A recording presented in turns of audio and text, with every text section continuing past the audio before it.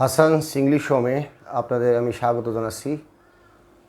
Professor Kamrul Hasan. আজকের বিষয় globalization, বাংলায় বিশ্বায়ন। এটা সব লেভেলের শিক্ষার্থীদের জন্য অথবা শিক্ষার জীবন শেষ করার পরে বিভিন্ন প্রতিযোগিতামূলক পরীক্ষার জন্য একটা গুরুত্বপূর্ণ প্যারাগ্রাফ বা এসে রচনা বা প্যারাগ্রাফ আসার মতো। সাথে সাথে এ বিষয়ে আমাদের কিছুটা জ্ঞান থাকা দরকার। প্রথম আমি গ্লোবালাইজেশন অথবা বিশ্বায়ন সম্পর্কে কিছু কথা বলবো। এখানে সাম বাংলায় কিছু ইংলিশ টাইপের লেকচারটা হবে, বাংলা ইংরেজির মিশ্রণ ঘটবে। তবে বাংলা ইংরেজি বলে ফেললেও আমি পরবর্তীতে তর্জমাটা ইংরেজিতে হলেও তেলাওয়াত তাফসির আমি বাংলায় করে দিব।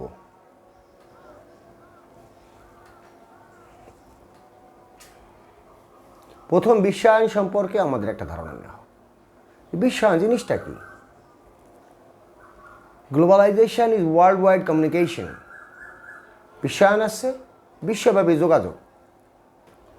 সোজা সাপটা কথা। Basically, it's a process of expanding trade and commerce all over the world by creating a borderless market. কিন্তু মূলত এর মূল লক্ষ্য ছিল কি? উন্মুক্ত বাজার সৃষ্টি করে বিশ্বব্যাপী ব্যবসা বাণিজ্যের প্রসার ঘটানো। কিন্তু এর একটা জীবনের বিভিন্ন দিকের উপর এর একটা সুদূর প্রসারী প্রভাব আছে।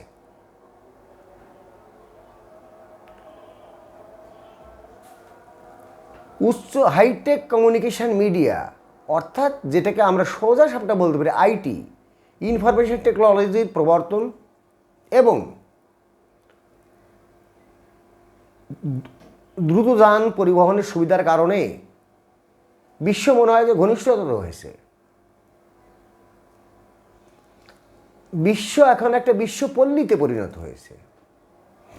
আমরা মুহূর্তের মধ্যে জানতে পারি বিশ্বের এই প্রান্তে বসে ওই প্রান্তে কী ঘটতেছে, মুহূর্তের মধ্যে জানতে পারি। এবং সম্ভাব্য সবচেয়ে কম সময়ের মধ্যে আমরা এক দেশ থেকে অন্য দেশে ভ্রমণ করতে পারি। যদি একটা দেশ দুর্দশায় পড়ে অন্য দেশগুলি অতি দ্রুত তার সাহায্যে এগিয়ে আসতে পারে। এখন গ্লোবালাইজেশনের মুখ্য উদ্দেশ্য যদি যেটা আমরা জানি সেটা যদি কার্যকর করা যেত তাহলে আমাদের বিশ্ব এই মানব কুলের জন্য বসবাসের জন্য উন্নততর একটা জায়গায় পরিণত হতে পারত। কিন্তু সেটা হয়নি কেন? এখানে আমি বিভিন্ন বিষয় একটু টুকে রাখতে হয়েছে আমাকে, কারণ এটা বিশাল ব্যাপার। এই যে ব্যবসা বাণিজ্যের প্রসার ঘটানো, এখানে চান্স নিয়েছে পুঁজিবাদরা, সুযোগটা নিয়েছে পুঁজিবাদীরা। তারা তাদের পুঁজি বিনিয়োগ করতেছে, পুঁজির বিপরীতে ব্যাপক সুদ ঋণ দিচ্ছে। পুঁজির নামে সুদ ব্যবসা, তার বিপরীতে ব্যাপক টাকা নিয়ে যাচ্ছে। এই যে বিভিন্ন দেশ তুলনামূলকভাবে আমরা বলি যে আমরা মধ্য আয়ের দেশ, আমরা হলো ভাত পাই না চা খাই এমন একটা জাতি। আমরা আসলে অনুন্নত দেশ, দরিদ্র দেশ। এই সমস্ত দেশে এই যে বিভিন্ন দেশ তৈরি করে দেয়, অমুক ব্রিজ তমুক ব্রিজ, তারপরে অমুক রোড তমুক রোড, অনেক কিছু অবকাঠামোগত উন্নয়ন ঘটিয়ে দিচ্ছে। কুয়েত বাংলাদেশ মৈত্রী, চীন বাংলাদেশ মৈত্রী, তাই না? আমেরিকা বাংলাদেশ মৈত্রী, আমেরিকা ইংল্যান্ড মৈত্রী চলে এসে বাংলাদেশে, বাংলাদেশ জাপান মৈত্রী, এরকম অনেক কিছু আছে। এই যে অন্য যেগুলোর কথা বললাম, এই দাতা সংস্থাগুলো যে টাকা দিয়ে এটা করে দেয়, তার বিপরীতে ব্যাপক মুনাফা নিয়ে যায়। শুধু তাই নয়, যে আমাদের দেশে এসে আমাদের দেশে শ্রমিক ব্যবহার করবে, বা আমাদের দেশে শ্রম তাদের দেশে নিয়ে যাবে। এই শ্রমগুলিতে অত্যন্ত সস্তায় পানির দামে নিয়ে যাচ্ছে। যেমন আমি আপনাদের একটা ইনস্ট্যান্স বলি। আমি যখন আমেরিকান এমবেসিতে চাকরি করতাম, আমি এক সময় আমেরিকান এমবেসিতে চাকরি করতাম, তখন আমি দেখেছি যে একজন সিকিউরিটি গার্ডের বেতন 8,000, বাংলাদেশ লোকাল সিকিউরিটি গার্ডের বেতন 8,000, আমেরিকান সিকিউরিটি গার্ডের বেতন, মেরিন সিকিউরিটি, তার বেতন 8,000। তার বেশ 8,000, খুব সুন্দর মিলল না? তাহলে তো ভালো। কিন্তু আমাদেরটা হলো 8,000 টাকা, ওদেরটা $8,000। একই সাথে শ্রমিক কাজ করবে, আমাদেরগুলোরে গরুর মতো খাটাবে, 8,000-8,000ই পাবে, কিন্তু একজনের টাকায় আর একজনের ডলারে শোষণ করতেছে। যদি ব্যবসা বাণিজ্যের সুদূর প্রসার ঘটায়, সবাই সমানভাবে যার যেভাবে আছে সেভাবে যদি কাজ করতে পারত, তাহলে দেখা গেল যে এই যে বিশাল বৈষম্য, অর্থনৈতিক বৈষম্য সারা বিশ্বে থাকতো না। ধনী দরিদ্র এই যে বিশাল গ্যাপটা থাকতো না। অন্তত কম ধনী বেশি ধনী এটা থাকতে পারত, কিন্তু পুঁজিবাদরা কখনো এটা হতে দিবে না। এরপরে আসি যে বিশ্বায়নের আরো কিসের উপর প্রভাব পড়ছে।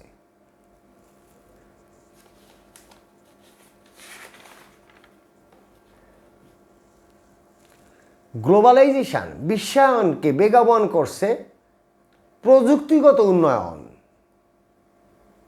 এই যে ইনফরমেশন টেকনোলজি যত উন্নত হচ্ছে, তত গ্লোবালাইজেশন বেগবান হচ্ছে। পরিবহন ব্যবস্থা যত উন্নত হচ্ছে, তত বেগবান হচ্ছে। সমুদ্র দিয়ে ঘুরতে ঘুরতে বছরের পর বছর ঘুরে আসে চিটাগং সি পোর্টে ভিড়ে মাল খালাস। জাপান থেকে আসলো হয়তো বা 1.5 বছর পর। আর এখন যদি ওইরকম মাল টানা প্লেনে উঠায় দেয়, তাহলে একদিনের মধ্যে এসে বাংলাদেশে চলে আসলো। কোথায় 1.5 বছর আর কোথায় একদিন। সুপারসনিক প্লেন তো আছেই, অত্যন্ত গতিসম্পন্ন। সুপারসনিক অর্থাৎ শব্দের গতি, সেটার গতি বেশি, তাতে করে ভ্রমণ করতেছে। একসময় দেখা গেছে যে ঢাকা থেকে রওনা করে ফরিদপুরে আসা, ফরিদপুর থেকে রওনা করে ঢাকায় যাওয়া মানে কয়েকদিনের ব্যাপার। চিড়া মুড়ি গুড় টুড় সাথে নিয়ে রওনা করতো মানুষ। আর এখন চিড়া মুড়ি গুড়কে রাস্তার মধ্যে এক কুলি পানিও খায় না। এবারে পদ্মা ব্রিজ হয়ে যাবে যখন, চালু হয়ে যাবে যখন, তখন তো খেয়ে উঠবে, ডেকুরটা এসে বাড়িতে দেবে। ঢাকার থেকে খেয়ে উঠবে, ফরিদপুর নেমে ডেকুর দিবে, বা মাদারীপুর নেমে ডেকুর দিবে, শরীয়তপুর নেমে ডেকুর দিবে। আরও দ্রুতগতি সম্পন্ন হয়ে গেলে কী হবে, ঢাকা থেকে প্লেনে উঠছে, ঠাস করে এসে শিবচর নামছে, হয়ে গেছে। বিডিও একখান খায় সারতে পারেনি, চলে আসছে। এই দ্রুত যোগাযোগ ব্যবস্থার উন্নয়ন আর তথ্য প্রযুক্তির উন্নয়ন, দেখেন বিষয় হয়েছে কি, যে এখন আমাদের যত কাজ হচ্ছে, অফিস আদালতের কাজ, দরখাস্ত করা বলেন, ব্যবসা বাণিজ্য বলেন, যা বলেন, এটা কম্পিউটারের মাউসে জায়গা মতো সেট করে একটা চাপ হয়ে গেছে। আমেরিকার সাথে ব্যবসা হয়ে গেছে আমার এই ঘরের টয়লেটের মধ্যে বসে। কম্পিউটার নিয়ে কী বলে, ল্যাপটপ নিয়ে, ল্যাপটপ মানে কোলের উপর থুয়ে প্রকৃতির সাথেও যোগাযোগ করতেছি, ওদিকে আমেরিকার সাথেও যোগাযোগ করতেছি, ব্যবসা বাণিজ্য করতেছি। জায়গা মতো নিয়ে ওই মাউস একখান ক্লিক করলেই যোগাযোগ হয়ে গেছে। এই আর্থিক লেনদেন তাও ওই যোগাযোগ ব্যবস্থার মাধ্যমে কয়েক ঘন্টার মধ্যে, সামান্য সময়ের মধ্যে আমেরিকা থেকে টাকা চলে আসতেছে আমার অ্যাকাউন্টে, আমার অ্যাকাউন্ট থেকে আমেরিকায় চলে আসতেছে। এই যে বর্তমানে দেখেন এই বি ক্যাশ, শিওর ক্যাশ, অনেক ধরনের সিস্টেম আছে। যে মানুষ ওই গ্রামে প্রত্যন্ত অঞ্চলে পড়ে থেকেও তারা টাকাটা পাচ্ছে সহজে। এটা তো আমার একসময় কল্পনার অতীত ছিল, তাই না? এটা এটা ইতিবাচকই আমার কাছে মনে হয়। প্রযুক্তিগত উন্নয়ন আমার কাছে ইতিবাচক মনে হয়। এটা কারোর জন্য নিষেধ নাই।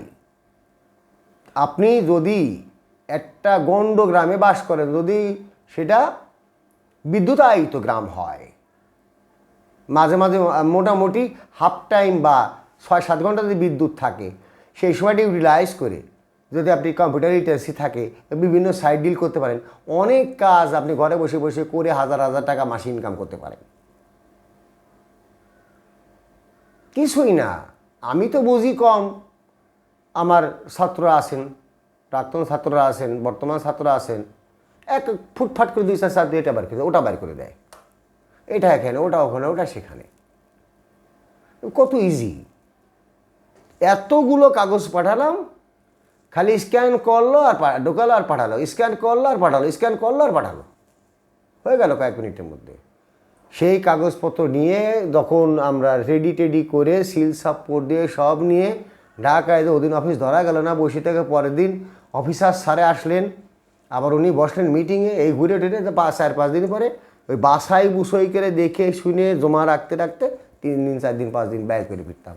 এখন কি কত বসছি, 5-7 মিনিটের মধ্যে শেষ। স্ক্যান করতে যে টাইমটা লাগে, স্ক্যান করে ক্লিক করলে সেন্ড করতে আর টাইম লাগে না।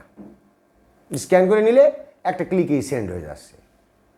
উনি ওনার সময় মতো ওনার জমা হবে, একটা বক্স অবশ্যই আছে, সেখানে উনি আবার মেল বক্সেতে জমা করবে, যে ইমেলে উনি আবার মেল বক্স ক্লিক করলে পেয়ে যাচ্ছেন যে কোন জায়গাতে কী আসছে কী আসছে কী আসে, প্রায়োরিটি বেসিসে উনি কাজ করে ফেলবেন, বা উনিও কয়েকটা ক্লিক করে কাজ করে ফেলতেছেন। অত্যন্ত ভালো।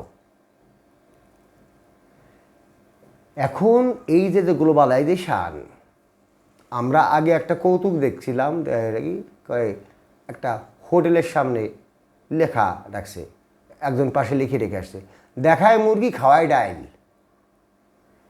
এই মুরগি ভাত 20 টাকা, মুরগি ভাত 20 টাকা, মুরগি ভাত 20 টাকা। বাইরে দেখাচ্ছে মুরগির ছবি, ভিতরে ডাল ভাত 20 টাকা। তা গ্লোবালাইজেশন আমাদের ওই কাম করছে, দেখাইছে মুরগি, খাওয়াইছে ডাইল। কি করছে দেখেন যে প্রভাবটা। প্রথম হচ্ছে পুঁজিবাদরা তাদের পুঁজি বাড়ানোর পর 1 গুণ, ডাবল, ট্রিপল, 4 ফোল্ড বাড়াই নিয়ে যাচ্ছে।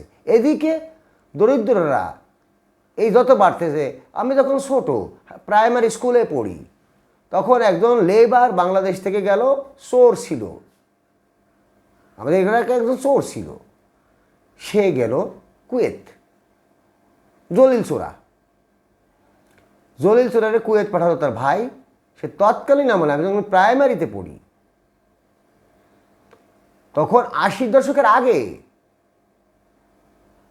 তখন উনি 35,000 টাকা বেতনের চাকরিতে গেলেন, আর এখন সেই কুয়েতে 5,000 টাকায় যায়।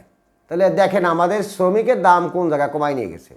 আর এর মধ্যে যেটা মধ্যস্বত্বভোগীরা বাংলাদেশিরা আছে কয়েকজন, ওদের বুড়ি মোটা করতেছে। আর বাংলাদেশে কোনো তাল পায় না, মান পায় না, বরকত হয় না, তা চিন্তা করে যে যা করে আল্লাহ, যা পাই। এরপরে এটা এসে প্রভাব ফেলছে কীভাবে আমাদের সাংস্কৃতিক।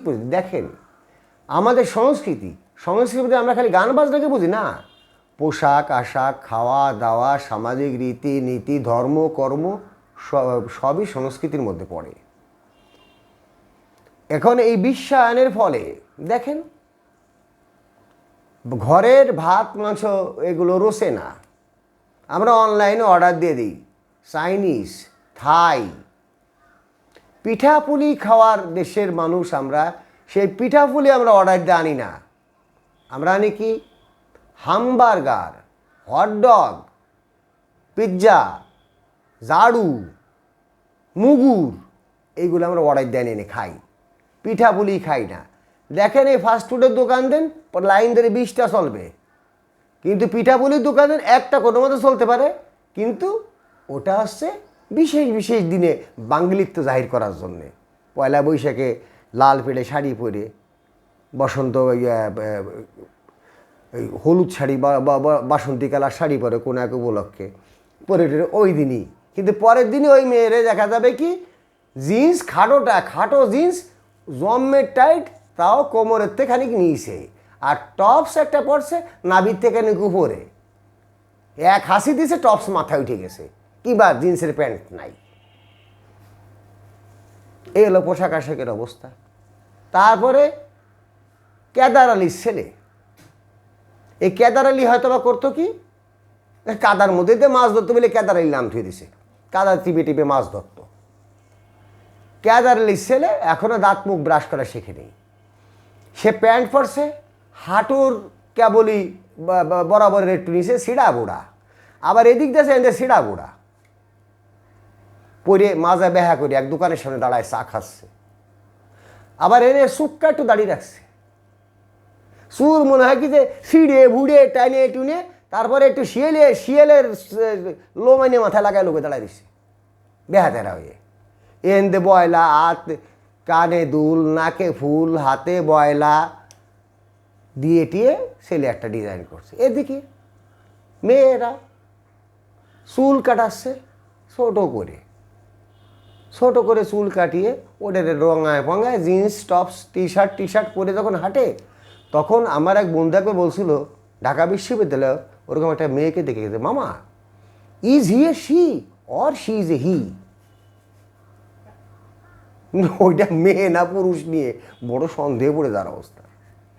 আমাদের সেই মায়েরা নাই যে মায়েরা এই হাঁটু সমান চুল পড়তো, নারকেল তেল দিয়ে চুলকে ভিজে সুন্দর করে মাথার মাঝে সিঁড়ি করে আছড়ে সুতির শাড়ি, মোটা পাড়ালা সুতির শাড়িকে সুন্দর করে পরে আসতেন, গা ঘিরে দেখলে একেবারে অরিজিনাল মায়ের মতো।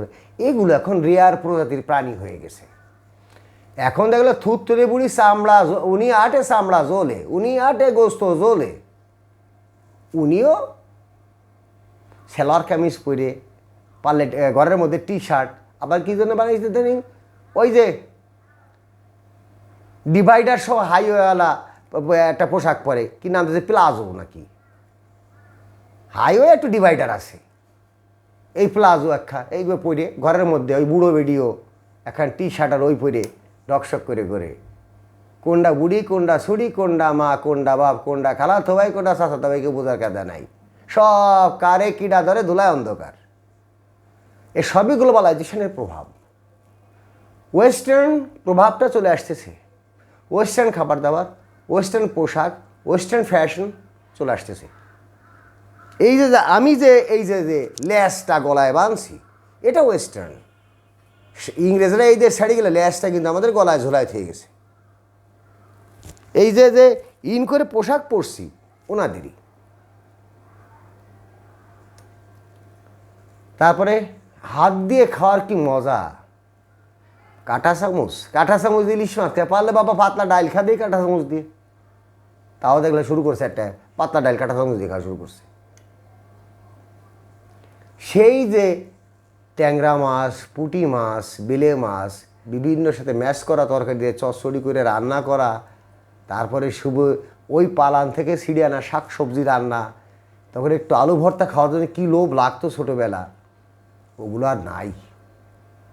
এখন এই রেসিপি খাবার খেয়ে খেয়ে কলিজাটা শুকায় ফেরা হয়ে যাচ্ছে। আমার মতো যারা বাঙালিপনাকে এখনও ভিতরে পোষণ করে, তারা দুমড়ে কাটতেছে সব সময়।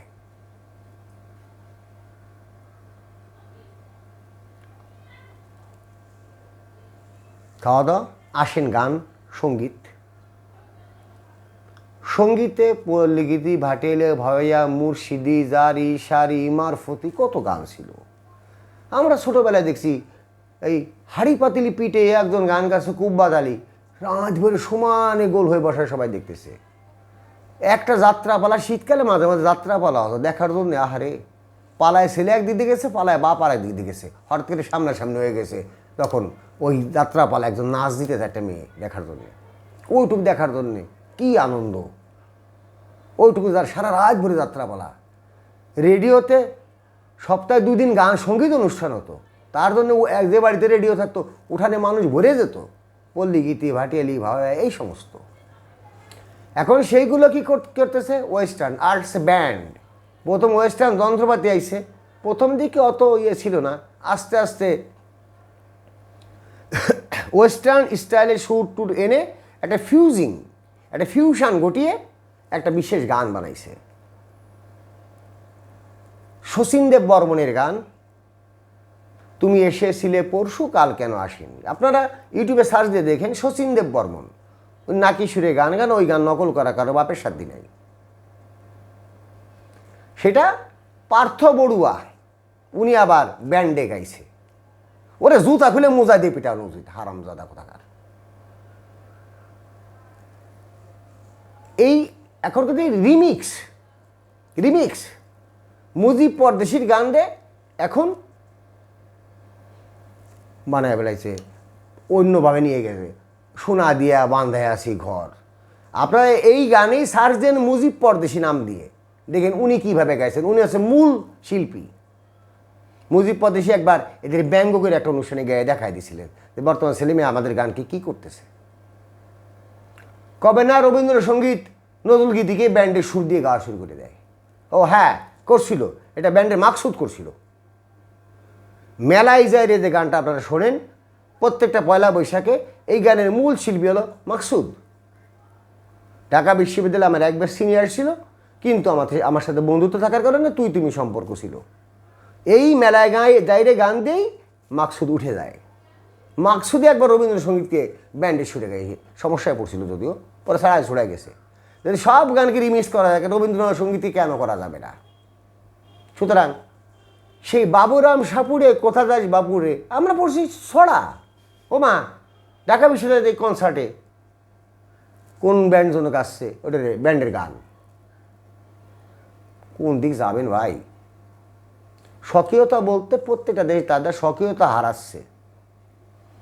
কোনো দেশের স্বকীয়তা না। অনেকে দেখা গেল যে ইন্ডিয়ান ফুড বলতে আমাদের ভারত উপমহাদেশের মধ্যে আমরাও পড়ি, আমাদের এই দিকের ফুড কেউ ইন্ডিয়ান ফুড। ইন্ডিয়ান ফুডের যে ফ্লেভারটা আমরা পাই, ইন্ডিয়ান বাংলাদেশের পশ্চিমবঙ্গের সাথে আমাদের অনেক মিল হবে খাবারে, কিছু অমিল থাকলেও মিল হবে। তাই সেটা যে মজাটা, সেটা আবার অনেক বাইরে অনেক দেশের লোকে খুব মজা করে খায়। আর আমরা কিন্তু সেগুলি খাই না, আমরা ওরা কি খায়। তারপর গান টান নাচ, সেই ক্লাসিক্যাল নাচগুলোর বিভিন্ন নাম আছে, মণিপুরী নাচ, কত্থক নাচ, বিভিন্ন নাচ টাচ আছে। এখন ক্লাসিক্যাল থেকে আসলো সেমি ক্লাসিক্যাল, তারপর আসলো মডার্নের পরে এখন পরে ওয়েস্টার্ন নাচ। মনে হয় কি যে রে ভাই ওর মির্গি চাচ্ছে, তাড়াতাড়ি পুরান চামড়া জুতা শোকা, নাহলে কিন্তু মির্গি হয়ে মারা যাবে। ওরে পুরান চামড়া জুতা না শোকানো পর্যন্ত থামবে না। আমাদের নাচ নাই, নাচ দেখছি আমরা ওদের। দেখেন ওয়াজও বর্তমানে মডার্ন হয়ে গেছে। কি ছন্দে তালে তালে হুজুর না মানে দুলে দুলে গান হুজুরা গাচ্ছে, ওরে বাবা রে বাবা। আর হুজুর রাজা জানে, ও আমরা জানি না। হুজুরা দৃষ্টিভঙ্গি অত দূরদৃষ্টি সম্পন্ন, ওরা অনেক গভীরে দেখে। আমরা জামা কাপড়ের উপর দিয়ে কোনো মতে কিছু সহে বাঁধতে পারে না, ওরা জামা কাপড় চোখ দিয়ে এক্সরে করে ভেতরে দেয়। হুজুর রাজা মাল রে ভাই, এ বড় ডিফিকাল্ট একটা।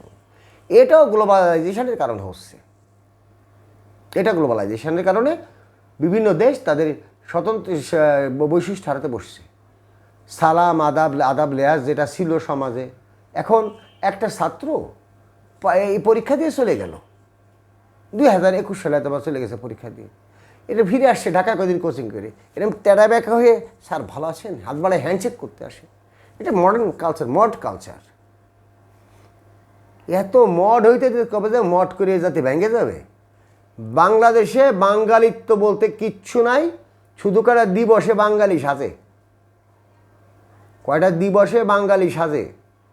মানে প্রধানমন্ত্রী, প্রেসিডেন্ট, বিভিন্ন বাহিনীর প্রধান, বিভিন্ন জেলার ডিসি মহোদয়রা, বিভিন্ন সংস্থার প্রধানগণ বিভিন্নভাবে পালন করে ওই দিন বাঙালি হয়ে কান্দে ফেরা হয়ে যায়। এটা আছে আমাদের গ্রামের আব্দুল খালেকের মতো।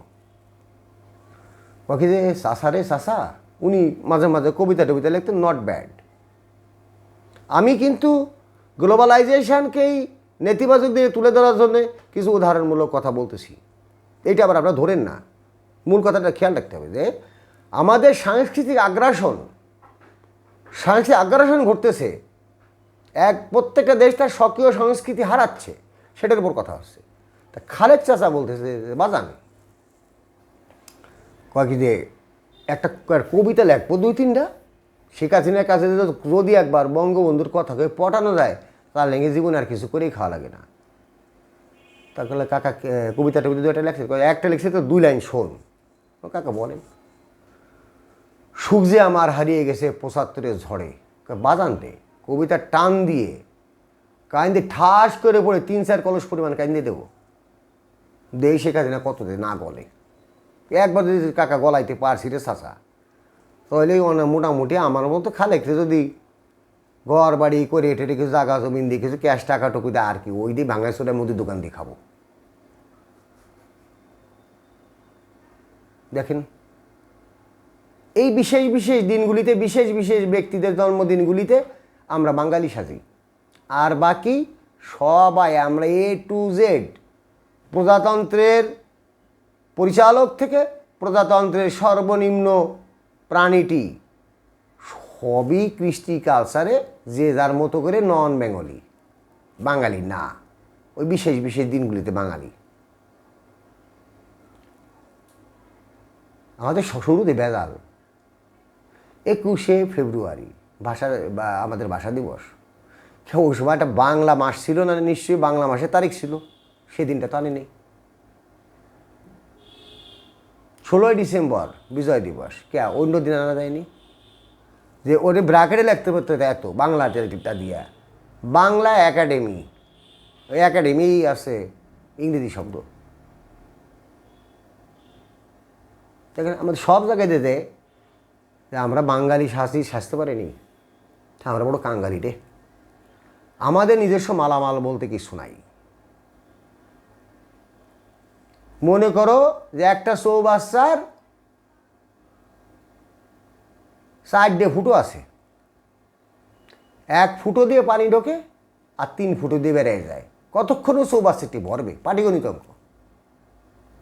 কন্ত ভাই একই সাইজের ফুটো যদি থাকে 4টে, 1টেতে ঢোকে আর 3টে দিয়ে বেড়ে, ও বরবে কবে? কোনো দিনই বরবে না। যা ঢোকবে তাদের 3 গুণ স্পিডে বেড়ে চলে যাবে। তারপরে একদিন দেখবে যে ফুটা টুটা বন্ধ হয়ে সাহারা মরুভূমি সিটে পড়ে আছে। কালচার।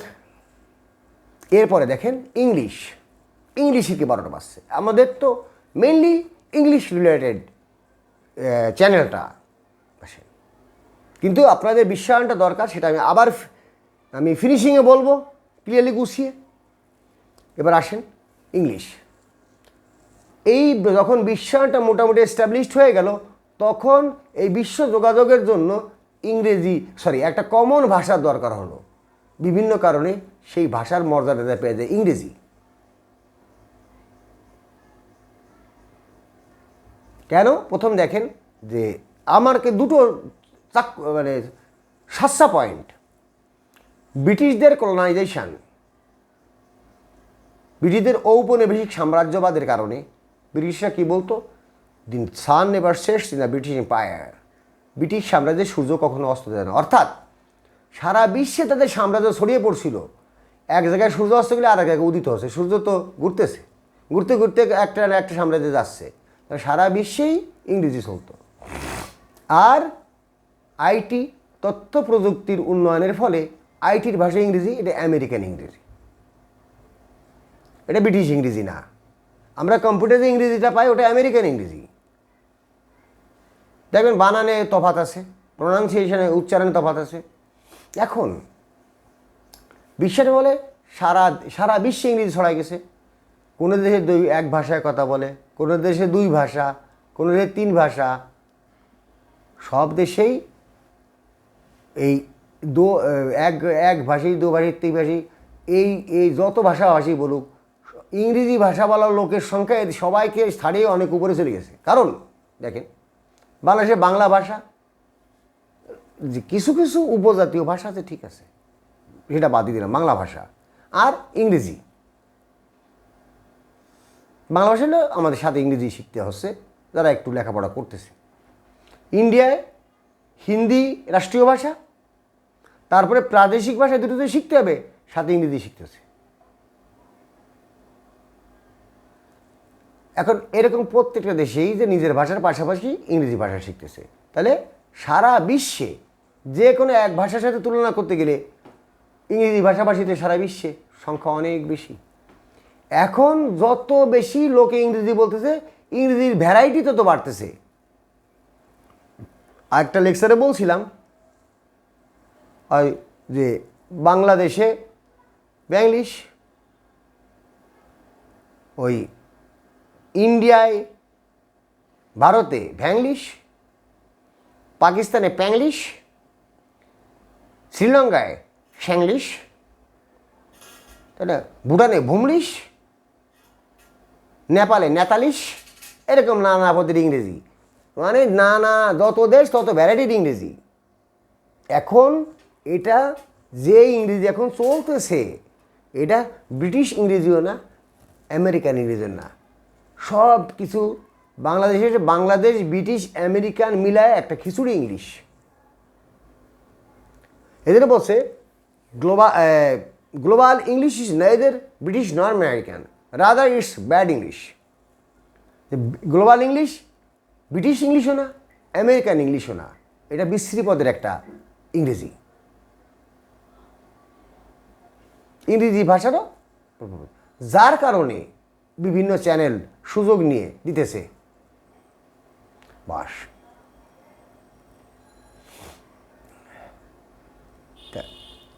আমাদের একটা ওয়েতে থাকতে হবে। আমরা এখন নিজস্ব ইংরেজি বানিয়ে ফেলছি। আগে সিস্টেমটা ছিল আমাদের বাংলাদেশে যে ইংরেজি চলতো সেটা হচ্ছে